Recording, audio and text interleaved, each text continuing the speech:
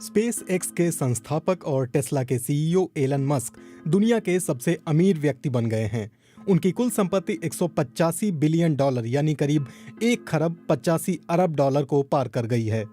बीते गुरुवार को मस्क की कंपनी ने शेयर की कीमतों में बड़ा उछाल देखा, जिसके बाद कुल संपत्ति के मामले में वे पहले पायदान पर पहुंच गए। ये जगह मस्क ने ऑनलाइन शॉपिंग प्लेटफॉर्म अमेज़न के संस्थापक जेफ बेजोस को पीछे छोड़कर हासिल की है। जेफ बेजोस साल 2017 से इस स्थान पर थे। मस्क की इलेक्ट्रिक कार कंपनी टेस्ला ने इस साल अपनी मार्केट वैल्यू में काफी वृद्धि की है। बुधवार को ये पहली बार 700 बिलियन डॉलर तक पहुंच गई, जो car company Toyota, Volkswagen, Hyundai, GM और फोर्ड की कुल मार्केट वैल्यू से भी अधिक है। अमेरिका के कई आर्थिक विश्लेषकों ने लिखा है कि अमेरिका में सत्ता बदलने के बाद एलन मस्क की कंपनी का भविष्य और भी सुनहरा हो सकता है। उनका मानना है कि डेमोक्रेट्स के आने से इलेक्ट्रिक कार कंपनी टेस्ला का काम और भी बढ़ेगा, क्योंकि बाइडन की पार्टी ने चुनाव अभियान के दौरान ग्रीन एजेंडा को बढ़ावा देने के लगातार वादे किए थे। एलन मस्क के काम का दायरा सिर्फ भविष्य की कारें बनाने वाली कंपनी तक सीमित नहीं है।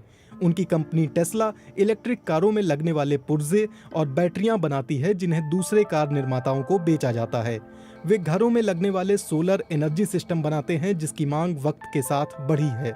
वे एक अंतरिक्ष अन्वेषण कंपनी भी चलाते हैं। साथ ही वे अमेरिका में सुपरफास्ट अंडरग्राउंड ट्रांसपोर्ट सिस्टम का खाका तैयार कर रहे हैं। आज के समय में एलन मस्क की पहचान एक अमेरिकी उद्यमी के तौर पर है, पर उनका जन्म दक्षिण अफ्रीका में हुआ था।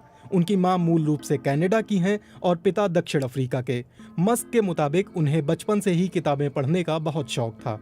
वे कहते हैं कि मैं बचपन में बहुत ज्यादा शांत रहता था, इस वजह से मुझे परेशान भी बहुत किया गया।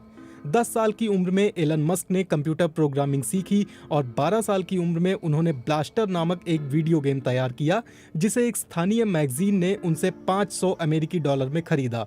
इसे मस्क की पहली व्यापारिक उपलब्धि कहा जा सकता है। 49 साल के एलन मस्क के बिजनेस की शुरुआत असल में साल 1999 में हुई, जब उन्होंने और उनके भाई किम्बल ने अपनी सॉफ्टवेयर कंपनी Zip2 के लिए एक सफल डील तलाश ली।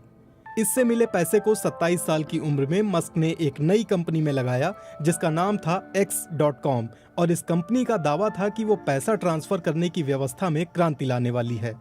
मस्क की इसी कंपनी को आज पेपाल के नाम से जाना जाता है, जिसे साल 2002 में ईबे ने खरीद लिया था और इसके लिए मस्क को 165 मिलियन डॉलर मिले थे। ये उनके करियर की बड़ी उपलब्धि थी। इसके बाद मस्क ने अंतरिक्ष अन्वेषण की तकनीकों पर काम करना शुरू किया। उनके इसी प्रोग्राम को स्पेस एक्स का नाम दिया गया, जिसने कहा कि मनुष्य आने वाले वक्त में दूसरे ग्रहों पर भी रह सकेंगे। साल 2004 में एलन मस्क ने इलेक्ट्रिक कार कंपनी टेस्ला की बुनियाद रखी और उन्होंने कहा, भविष्य में सब कुछ इलेक्ट्रिक होगा, स्पेस में जाने वाले रॉकेट भी, और टेस्ला इस बदलाव को लाने में अहम भूमिका निभाएगी। कुछ साल पहले हुए इस इंटरव्यू में मस्क ने कहा था, मैं नहीं जानता कि मेरे पास कितनी संपत्ति है। ये इस तरह से नहीं है कि कहीं नोट के बंडल पड़े हुए हैं। इसे ऐसे देखना चाहिए कि टेस्ला, स्पेसएक्स और सोलर सिटी में मेरी हिस्सेदारी है और बाजार में उस हिस्सेदारी की कुछ कीमत है। पर मुझे वाकई इससे फर्क नहीं पड़ता, क्योंकि मेरे काम करने का लक्ष्य ये नहीं है।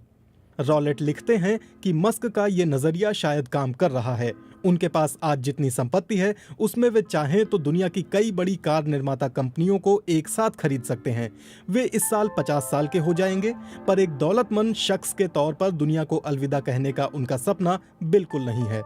मस्क कहते हैं कि वे मंगल ग्रह पर एक बेस बनाने में अपनी पूंजी का सबसे बड़ा हिस्सा लगाना चाहते हैं और उन्हें कोई आश्चर्य नहीं होगा अगर उन्होंने इस मिशन को सफल बनाने में अपनी सारी पूंजी लगा दी। मंगल ग्रह पर मनुष्यों का एक बेस मस्क की नज़र में बहुत बड़ी सफलता होगी। वे मानते हैं कि इससे भविष्य बेहतर होगा। स्पेस एक्स की स्थापना को लेकर भी मस्क ने कहा था, मैंने कंपनी इसलिए बनाई क्योंकि मैं इस बात से असंतुष्ट था कि अमेरिकी स्पेस एजेंसी अंतरिक्ष अन्वेषण को लेकर और महत्वाकांक्षी क्यों नहीं है, वो क्यों और आगे का नहीं सोच पा रही। मैं उम्मीद करता हूं कि भविष्य में चांद और मंगल ग्रह पर हमारा बेस हो और वहां के लिए लगातार फ्लाइट्स चलें। मस्क चाहते हैं कि लोग उन्हें एक निवेशक से ज्यादा एक इंजीनियर के रूप में जानें। रॉलेट से इंटरव्यू में उन्होंने कहा था, मैं हर सुबह किसी नई तकनीकी समस्या का हल ढूंढने के लिए उठना चाहता हूं। बैंक में कितना पैसा है, इसे मैं सफलता का पैमाना नहीं मानता। रॉलेट लिखते हैं, मस्क कार उद्योग में क्रांतिकारी बदलाव लाना चाहते हैं। वे मंगल ग्रह पर कॉलोनी बनाना चाहते हैं, वैक्यूम टनल में चलने वाली सुपरफास्ट ट्रेनें चलाना चाहते हैं, मनुष्यों के दिमाग से एआई यानी आर्टिफिशियल इंटेलिजेंस को जोड़ना चाहते हैं और सौर ऊर्जा से दुनिया चलाना चाहते हैं। इन सभी चीज़ों में एक चीज़ समान है, वो ये कि ऐसी भविष्य की कल्पनाएं आपको 1980 के दशक की शुरुआत में मिलने वाली बच्चों की पत्रिकाओं में मिलती थीं। और इसमें कोई छिपी हुई बात नहीं कि मस्क का बचपन दक्षिण अफ्रीका में बहुत सारी पत्रिकाएं, किताबें पढ़कर और फिल्में देखकर गुजरा। मस्क बदलाव की धीमी गति में विश्वास नहीं रखते। वे जल्द से जल्द जीवाश्म ईंधनों को पीछे छोड़ देना चाहते हैं। साथ ही मानवता के अस्तित्व को लंबे समय तक बनाए रखने के लिए वे मंगल ग्रह पर उपनिवेश विकसित करने के पक्षधर हैं। एलन मस्क जोखिम उठाने वाले शख्स हैं और उन्होंने ये साबित किया है। 2008 में जब दुनिया ने आर्थिक मंदी का सामना किया तो मस्क की हालत भी काफी खराब हो गई थी। इसके बाद उनकी नई कंपनियों ने कई असफलताएं देखी। स्पेस एक्स के पहले तीनों लॉन्च फेल हुए। टेस्ला में भी उत्पादन से जुड़ी कई समस्याएं आती रहीं और मस्क तंगी में फंस गए। अपने साक्षात्कार में एलन मस्क ने बताया था कि एक वक्त ऐसा भी आया जब उन्हें अपने खर्चों के लिए दोस्तों से पैसे उधार लेने पड़े। पर क्या उन्हें कभी दिवालिया होने का डर नहीं हुआ? इस सवाल के जवाब में एलन मस्क ने जस्टिन रॉलेट से कहा था, ज्यादा से ज्यादा क्या होता, मेरे बच्चों को सरकारी स्कूल में जाना पड़ता, तो इसमें क्या बड़ी बात होती, मैं खुद सरकारी स्कूल में पढ़ा हूं।